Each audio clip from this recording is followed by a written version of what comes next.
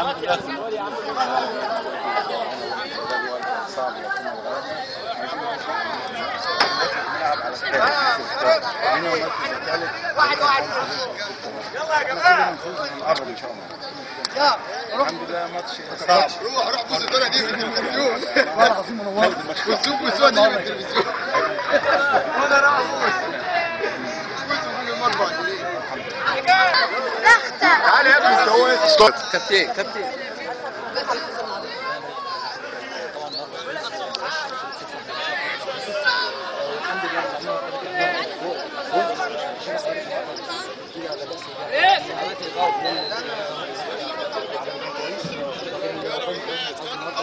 كابتن بعد ماشي انا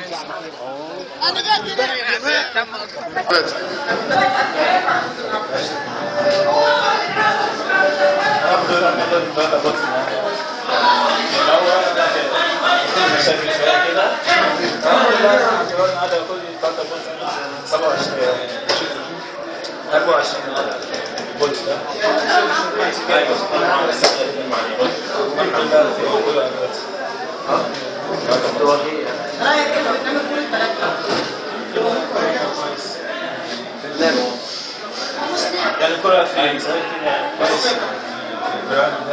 كويس.